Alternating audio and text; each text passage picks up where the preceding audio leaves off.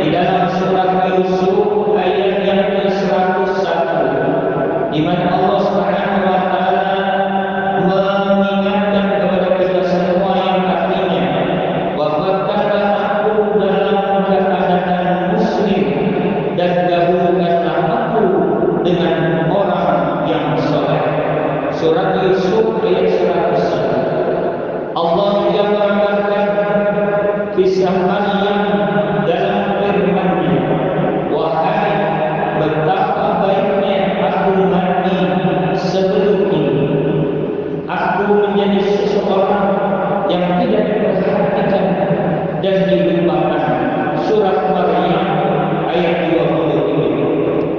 Diriwayatkan oleh Al-Bukhari, Muslim dan Malik dari Abu Zinad Al-A'raj dari Abu Hurairah bahwa Rasulullah sallallahu alaihi wasallam bersabda, kiamat tidak akan terjadi sebelum ada seseorang yang melewati kubur orang lain seraya berkata, alangkah baiknya seandainya aku berada di tempatnya.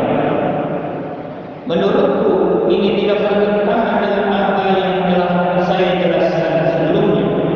Menurut Qatada, tidak ada seorang nabi pun yang mengharapkan untuk mati selain Nabi Yusuf alaihissalam ketika sudah mendapat kenikmatan-kenikmatan yang sempurna dan berhasil meraih segala. Dan Yusuf alaihissalam rindu untuk segera bertemu Tuhannya. Karena itulah ia berkata seperti yang dikutip dalam surat Yusuf ayat 101. Ya Tuhanku, sesungguhnya Engkau telah menganugerahkan kepadaku sebagian kerajaan dan telah mengajarkan kepadaku sebagian kabar mimpi. Karena itulah ia sudah ingin bertemu dengan Tuhannya, yaitu Allah Azza wa Jalla. Ada yang berpendapat bahawa sebenarnya Nabi Yusuf alaihissalam tidak hanya sekadar mengharapkan untuk mati, tetapi ingin meninggal dalam keadaan Islam. Dengan kata lain ia berkata, jika telah tiba ajalku, maka wafatkanlah aku dalam keadaan Islam. Ini adalah pendapat yang dipilih oleh ahli tahqiq dalam menafsirkan ayat tersebut. Allahu a'lam. Hadirin jemaah yang dimuliakan Allah Subhanahu wa taala. Di sini kita bisa mengambil sebuah pelajaran bahwa sesungguhnya Nabi Yusuf alaihissalam saja minta diwafatkan dalam keadaan muslim. Bayangkan seorang nabi dan rasul masih berdoa dan memohon kepada Allah supaya diwafatkan dalam keadaan yang terbaik, dalam keadaan menjadi seorang muslim. Tentu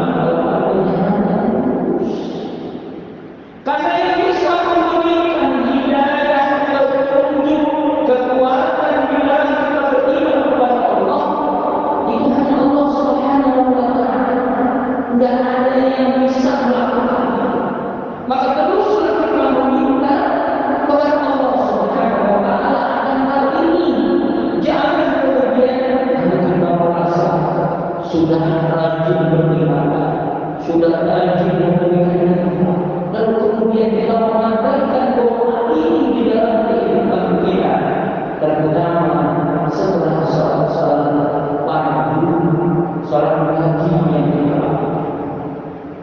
Jangan sampai terlupakan hal ini. Berbahaya sekali. Bayangkan para sahabat sampai kemudian merasa sangat tercengang dengan apa yang terjadi oleh seorang sahabat Nabi Sallallahu Alaihi Wasallam. Bayangkan dia berjuang berjihad fi sabilillah, berjuang di jalan Allah Subhanahu Wa Taala. Tapi apa yang terjadi ketika Allah uji dia dengan kesakitan yang amat sangat di dalam peperangan? Akhirnya dia melakukan bunuh diri pada saat. Dan ini diabadikan dalam hadis Nabi Sallallahu Alaihi Wasallam. Bayangkan jamaah sahabat berjuang di jalan Allah. Kalau bukan Allah Subhanahu Wa Taala yang memberikan hidayah dan petunjuk serta kekuatan kepada kita, tidak bisa berbuat. Maka teruslah kita meminta. Sebagaimana saya ingin kepada diri saya pribadi, teruslah kita meminta kepada Allah Subhanahu Wa Taala. Terus kita baca dengan sungguh-sungguh ketika kita membaca surah Al-Fatihah. Ihdinas siratal mustaqim. Ya Allah, tunjukkanlah kami kepada jalan yang lurus. Jangan kita mengangkat sampai bacaan surah Al-Fatihah yang kita baca setiap kali kita sholat. Makanya surah Al-Fatihah itu termasuk rukun di dalam sholat yang kita lakukan. Jangan kita abaikan. Jangan kita terburu-buru dengan urusan kita lalu kita mengabaikan untuk membaca secara tertib surat Al-Fatihah dan sebagainya. Kalau bisa kita pahami dan seharusnya kita pahami. Seperti yang tentang pembahasan surat Al-Fatihah di masjid. Maka pahami dengan sebagainya. Untuk apa? Untuk bisa memberikan kekhusyukan dalam sholat ini. Jamaah yang dimuliakan Allah Subhanahu Wa Taala, sekali lagi saya ingin mengingatkan diri saya pribadi bahwa sesungguhnya tidak ada jaminan buat kita apakah nanti kita akan tetap berada di dalam kereta ini, yaitu dalam kita beriman kepada Allah, atau mungkin bisa jadi kita menyimpang dari jalan agama Allah. Kita tak pernah tahu. Kenapa? Karena yang mengetahui itu nanti adalah Allah Subhanahu Wa Taala.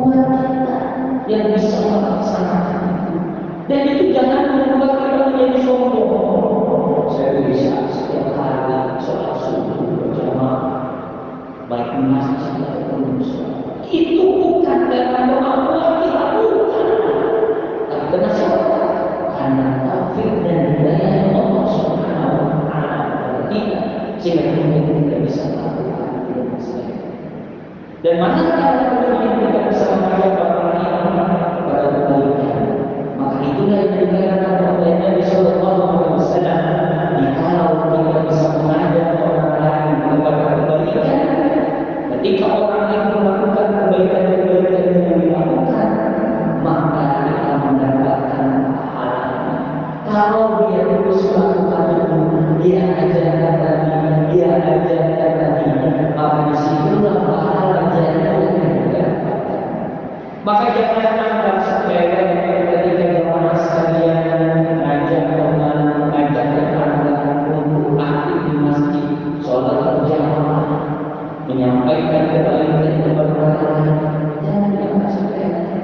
Insya Allah itu adalah kebaikan yang mudah-mudahan dengan begitu akan bisa memperberat timbangan amal kebaikan kita di hadapan Allah Subhanahu wa taala.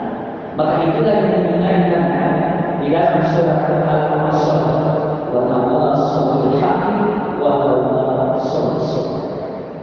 Supaya kita tidak menjadi orang-orang yang rugi, kita menjadi orang-orang yang beruntung dengan berpikir, karena hidup kita singkat, hidup kita pendek, maka kita harus berusaha untuk mencari amal-amal saleh yang bisa memperberat timbangan amal kebaikan kita di hadapan Allah Subhanahu wa taala. Aqulu qawli hadza wa astaghfirullah li wa lakum. Demikian yang Allah Subhanahu wa taala sedikit dari kisahnya Nabi Yusuf alaihi salam, dan kita akan lanjutkan kembali pada pertemuan kita dengan kitab yang akan datang. Mari sama-sama sekali kita dengan doa mohon maaf apabila ada hal yang kurang berkenan. Alhamdulillah minal mumtadin.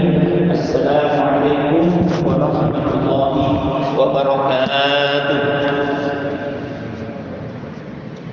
Astagfirullahaladzim, astagfirullahaladzim, astagfirullahaladzim, ya Allah, ya Ma'bud, ya